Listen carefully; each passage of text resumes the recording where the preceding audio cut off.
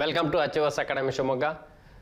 ಆತ್ಮೀಯ ಸ್ಪರ್ಧಾರ್ಥಿ ಮಿತ್ರರೇ, ಪ್ರೀವಿಯಸ್ ಕ್ಲಾಸಲ್ಲಿ IBPS ಕ್ಲರ್ಕ್ ಪ್ರಿಲಿಮ್ಸ್ 2020 ಕೇಳಿರ್ತಕ್ಕಂತಹ ಕ್ವಶನ್ಸನ್ನು ಡಿಸ್ಕಸ್ ಮಾಡಿದ್ದೆ. ಸೊ ಅದು ಕೂಡ ನಿಮಗೆ ಡೈರೆಕ್ಷನ್ ಕ್ವಶನ್ಸ್ ಆಗಿತ್ತು.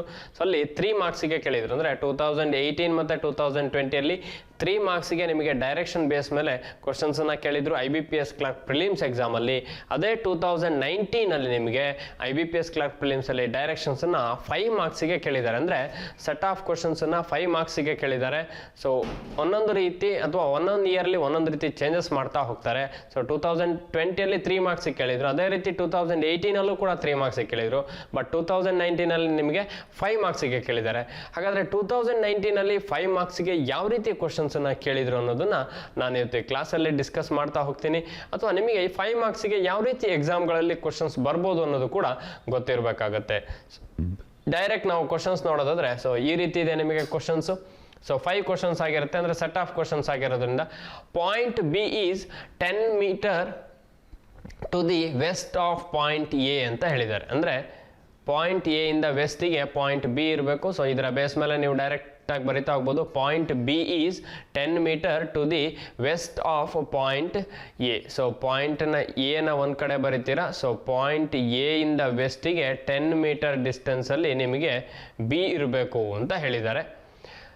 ನೆಕ್ಸ್ಟು ಅದೇ ರೀತಿ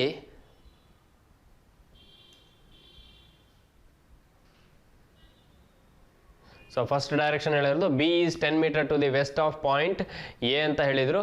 ಹಾಗಾಗಿ ನೀವು ಬಿನ ಇಲ್ಲಿ ಬರೆದ್ರೆ ಇಲ್ಲಿಂದ 10 ಮೀಟರ್ ಡಿಸ್ಟೆನ್ಸಲ್ಲಿ ಎ ಇರ್ತಾನೆ ಅಂತ ಬರಿಬೋದು.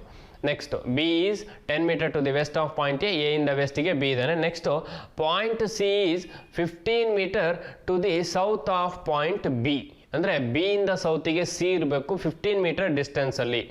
ಸೊ ಇಲ್ಲಿ ಈ ಡಿಸ್ಟೆನ್ಸ್ ನಿಮಗೆ 15 ಮೀಟರ್ ಆಗಿರಬೇಕು. ಇಲ್ಲಿ ಸಿ ಇರ್ತಾನೆ. Next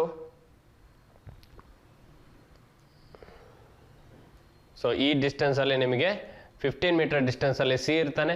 C is 15 metre south of point B ಆಯಿತು. Next point D is 15 metre to the north of point A. A ಇಂದ 15 ಮೀಟರ್ ನಾರ್ತ್ ಡಿಸ್ಟೆನ್ಸಲ್ಲಿ ನಿಮಗೆ ಡಿ ಇರಬೇಕು ಅಂತ ಹೇಳಿದ್ದಾರೆ. ಅಂದರೆ ಎ ಇಂದ 15 ಮೀಟರ್ ಡಿಸ್ಟೆನ್ಸಲ್ಲೇ ನಾರ್ತಲ್ಲೇ ಇರ್ತಾನೆ. D is 15 metre to the north of A. E is 15 metre to the east of point D. D ಇಂದ 15 ಮೀಟರ್ ಈಸ್ಟಲ್ಲಿ ಯಾರಿರಬೇಕು? ಪಾಯಿಂಟ್ ಇ ಇರಬೇಕು. E is 15 metre to the east of point D ಅಂತ ಹೇಳಿದ್ದಾರೆ. So D ಇಂದ ಈಸ್ಟಿಗೆ. So ಯಾವುದೇ ಕಾರಣಕ್ಕೂ ನೀವು ಕನ್ಫ್ಯೂಷನ್ ಮಾಡ್ಕೊಬಿಡಿ. ಈಸ್ಟು ವೆಸ್ಟ್ಗಳು ಕರೆಕ್ಟಾಗಿ ಗೊತ್ತಿರಬೇಕಾಗತ್ತೆ. ಇಲ್ಲಿ ಪಾಯಿಂಟ್ ಡಿ ಇರೋದು. ಬಟ್ ಅವ್ರು ಹೇಳ್ತಾ ಇರೋದು point E is 15 metre to the east of point D.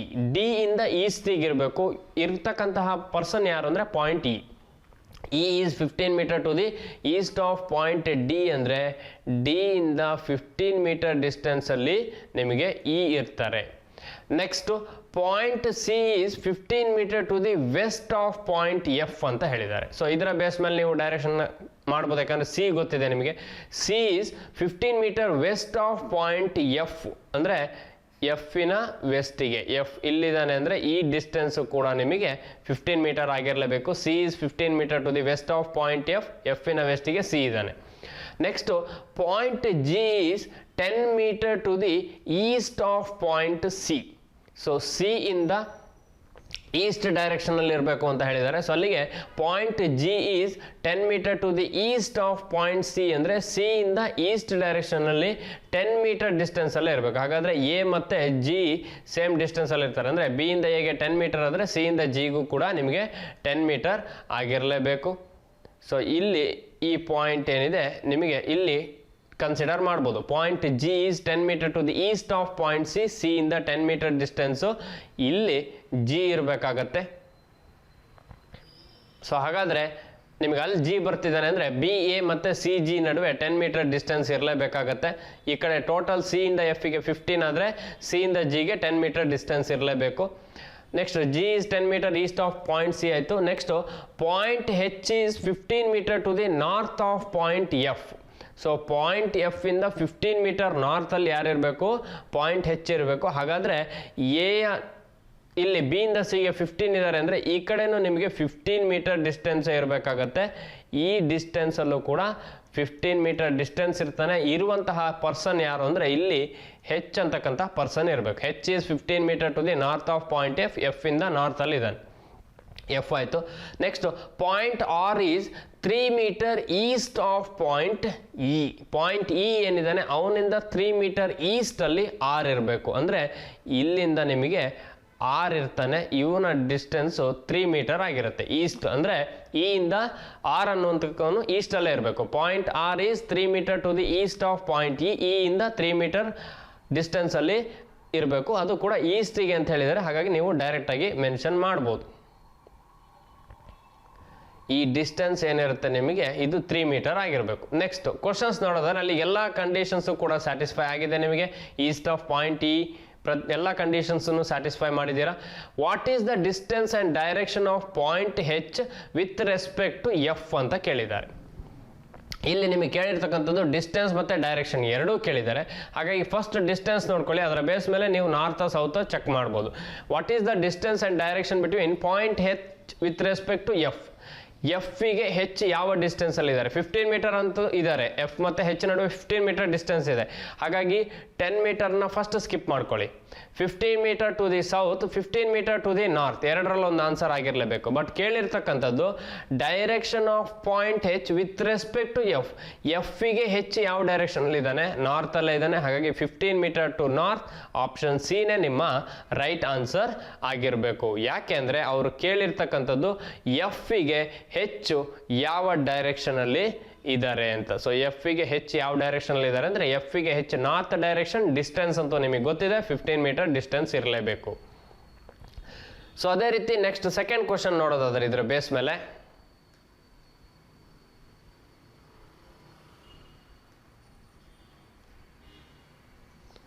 So ನಿಮಗೆ ಸೆಕೆಂಡ್ ಕ್ವಶನ್ಸ್ ಈ ರೀತಿ ಇದೆ. What is the direction of G with respect to R ಅಂತ ಹೇಳಿದ್ದಾರೆ. ಅಂದರೆ ಜಿ ಮತ್ತು ಆರ್ ನಡುವೆ ಡೈರೆಕ್ಷನ್ಸ್ ಕೇಳಿದ್ದಾರೆ, ಬಟ್ ರೆಸ್ಪೆಕ್ಟಿವ್ ಯಾರಿಗೆ ಕೇಳಿದ್ದಾರೆ ಅನ್ನೋದು ನಿಮಗೆ ಇಂಪಾರ್ಟೆಂಟ್ ಆಗುತ್ತೆ ಎಕ್ಸಾಮ್ಗಳಲ್ಲಿ.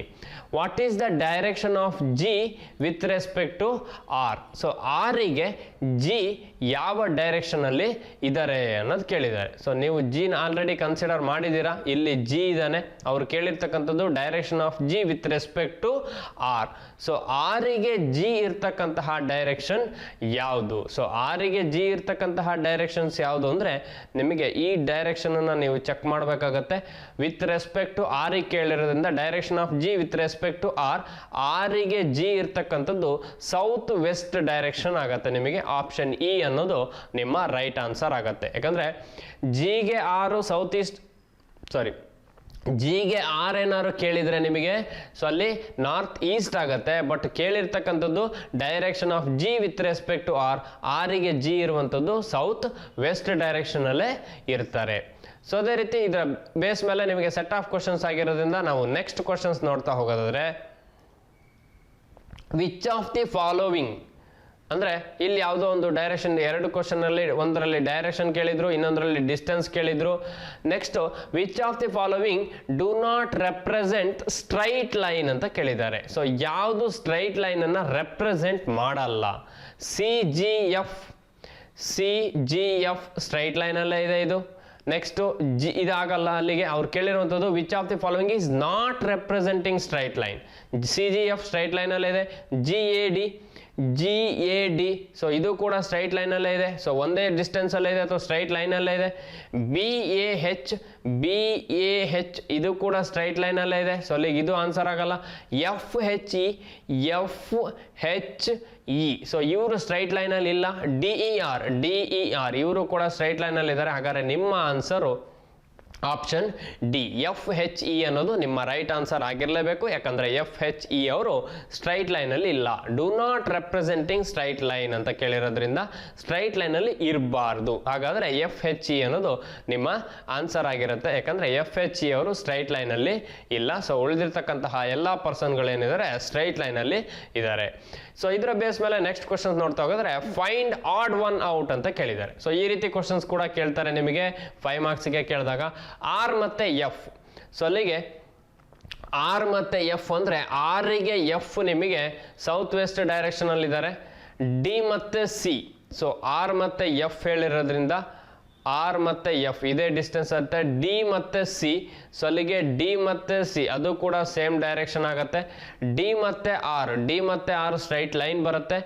ಆರ್ ಮತ್ತು ಬಿ, ಸೊ ಆರ್ ಮತ್ತು ಬಿ ಇದು ಕೂಡ ನಿಮಗೆ ಸೇಮ್ ಡೈರೆಕ್ಷನ್ ಬರುತ್ತೆ. ಇ ಮತ್ತು A, next E and A ಹೇಳಿರೋದು, ಇ ಆ್ಯಂಡ್ ಎ ಕೂಡ ಸೇಮ್ ಡೈರೆಕ್ಷನ್. ಅಲ್ಲಿಗೆ E and A, R and B, R and F, D and C ಇವೆಲ್ಲ ಒಂದೇ ರೀತಿ ಇದೆ ನಿಮಗೆ.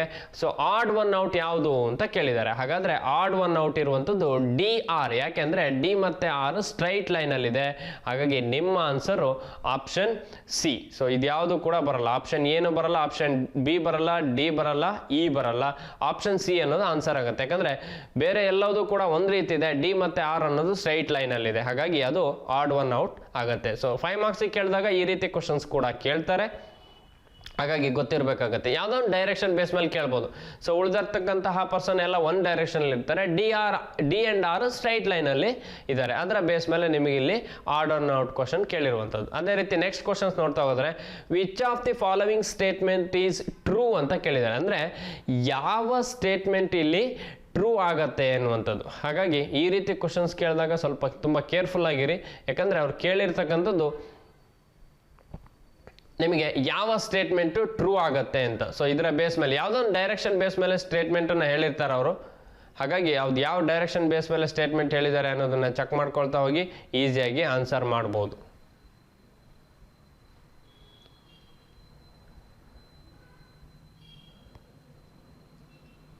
ಸೊ ಇಲ್ಲಿ ಹೇಳಿರೋದು which of the following statement is true. Point D is to the south of point A ಅಂತ ಹೇಳಿದ್ದಾರೆ. ಸೊ ಡಿ ಪಾಯಿಂಟ್ ಸೌತ್ ಏನ ಸೌತಿಗಿದಾರಾ? ಇಲ್ಲ. Which of the following statement is true ಅಂತ ಕೇಳಿರೋದು, ನಾಟ್ ಟ್ರೂ ಅಲ್ಲ. ಸೊ ಅಲ್ಲಿಗೆ ಇದು ಆಗಲ್ಲ. ನಿಮಗೆ ಎಕ್ಸಾಮಲ್ಲಿ ನಾಟ್ ಟ್ರೂ ಅಂತನಾರು ಕೇಳ್ಬೋದು, ಟ್ರೂ ಅಂತನಾರು ಕೇಳ್ಬೋದು. ಇಲ್ಲಿ ಕೇಳಿರೋದು which of the following statement is true ಅಂತ. D is south of A, D is south of ಎನ ಅಲ್ಲ, D is north of A. H is to the east of point B, H is to the east of point B. Point B ಇಂದ east ಡೈರೆಕ್ಷನಲ್ಲಿ ಹೆಚ್ಚಿದ್ದಾರೆ, ಹೌದು. Next H and G are lie on the same line. H ಮತ್ತು G same ಲೈನಲ್ಲಿದ್ದಾರಾ? ಇಲ್ಲ. Point F is to the west of point G. Point F ಜಿನ ವೆಸ್ಟಿಗೆ point F ಇದ್ದಾರೆ, ಇಲ್ಲ. ಜಿನ ಈಸ್ಟಿಗೆ ಪಾಯಿಂಟ್ ಎಫ್ ಇದ್ದಾರೆ, ಇದು ಅಲ್ಲ. ನನ್ ಆಫ್ ದಿಸ್ ಅಲ್ಲ. ಹಾಗಾಗಿ ಆಪ್ಷನ್ ಬಿ ನಿಮ್ಮ right answer. H is to the east of point B, ಬಿನ ಈಸ್ಟಿಗೆ ಹೆಚ್ಚಿದ್ದಾರೆ. ಸೊ ಹಾಗಾಗಿ ಆಪ್ಷನ್ ಬಿ ನಿಮ್ಮ ರೈಟ್ ಆನ್ಸರ್ ಆಗತ್ತೆ. ಸೊ ಈ ರೀತಿ ಕ್ವಶನ್ಸ್ಗಳನ್ನು ಕೂಡ ಕೇಳ್ತಾರೆ. 5 ಮಾರ್ಕ್ಸಿಗೆ ಕೇಳಿದಾಗ ನಿಮಗೆ ಯಾವುದೇ ರೀತಿಯ ಕಾಂಪ್ಲಿಕೇಟೆಡ್ ಇರಲ್ಲ. ಒಂದು ಪೈಥಾಗೋರಸ್ ಟ್ರಿಪ್ಲೆಟ್ ಕೇಳ್ಬೋದು, ಇನ್ನೊಂದು ವಿತ್ ರೆಸ್ಪೆಕ್ಟಿವ್ ಡೈರೆಕ್ಷನ್ ಕೇಳ್ಬೋದು, ಇನ್ನೊಂದು ಡೈರೆಕ್ಷನ್ ಆ್ಯಂಡ್ ಡಿಸ್ಟೆನ್ಸ್ ಕೇಳ್ಬೋದು, ಇನ್ನೊಂದು which of the following statement is true ಅಂತ ಕೇಳ್ಬೋದು, ಅಥವಾ find the odd one out ಅಂತ ಕ್ವಶನ್ಸ್ಗಳನ್ನು ಕೇಳುವಂತಹ ಚಾನ್ಸಸ್ ಇರುತ್ತೆ. ಹಾಗಾಗಿ ನೀವು ಎಲ್ಲ ರೀತಿಯ ಕ್ವಶನ್ಸನ್ನು ಪ್ರಾಕ್ಟೀಸ್ ಮಾಡಿದ್ದಾದಲ್ಲಿ ಎಕ್ಸಾಮಲ್ಲಿ ನೀವು ಕೂಡ ಸ್ಪೀಡಾಗಿ ಸಾಲ್ವ್ ಮಾಡ್ತಾ ಹೋಗ್ಬೋದು. ಸೊ ಅದೇ ರೀತಿ ನಿಮಗೆ ನೆಕ್ಸ್ಟ್ ನೋಡ್ತಾ ಹೋಗೋದಾದರೆ, ನಮ್ಮದೇ ಆದಂತಹ ವಾಟ್ಸಪ್ ಗ್ರೂಪ್ ಆಗಿರ್ಬೋದು, ಅಥವಾ ಯೂಟ್ಯೂಬ್ ಚಾನಲ್ ಆಗಿರ್ಬೋದು, ಅಥವಾ ಟೆಲಿಗ್ರಾಮ್ ಗ್ರೂಪ್ ಇದೆ. ಸೊ ಆ ಗ್ರೂಪ್ಗಳಿಗೂ ಕೂಡ ನೀವು ಜಾಯ್ನ್ ಆಗ್ಬೋದು. ಸೊ ಅದೇ ರೀತಿ ನೀವು ಯಾರೆಲ್ಲ ಯೂಟ್ಯೂಬ್ ಚಾನಲ್ಗೆ ಇನ್ನೂ ಸಬ್ಸ್ಕ್ರೈಬ್ ಆಗಿಲ್ಲ, ಸೊ ಯಾರು ಫಸ್ಟ್ ಟೈಮ್ ವ್ಯೂವರ್ಸ್ ಇದ್ದರೆ ನೀವು ಕೂಡ ಸಬ್ಸ್ಕ್ರೈಬ್ ಮಾಡ್ಕೊಳ್ಳಿ. ಅದೇ ರೀತಿ ಬೆಲ್ ಬಟನ್ನ ಕ್ಲಿಕ್ ಮಾಡಿ, ಯಾಕಂದರೆ ಮುಂಬರ್ತಕ್ಕಂತಹ ವೀಡಿಯೋ ಕ್ಲಾಸ್ಗಳ ನೋಟಿಫಿಕೇಶನ್ ನಿಮಗೆ ಸಿಗ್ತಾ ಹೋಗುತ್ತೆ. ಸೊ ಅದೇ ರೀತಿ ಯಾರೆಲ್ಲ ಈ ಎಕ್ಸಾಮ್ಗಳಿಗೆ ಪ್ರಿಪೇರ್ ಆಗ್ತಾ ಇದ್ದೀರಾ, ಸೊ ನಿಮ್ಮೆಲ್ಲರಿಗೂ ಕೂಡ ಮುಂಬರ್ತಕ್ಕಂತಹ ದಿನಗಳಲ್ಲಿ ಒಳ್ಳೆಯದಾಗಲಿ. Wish you all the best ಅಂತ ಹೇಳ್ತಾ ನಾನು ಕ್ಲಾಸನ್ನು ಕಂಪ್ಲೀಟ್ ಮಾಡ್ತಾ ಇದ್ದೀನಿ. Thank you for watching. Thank you.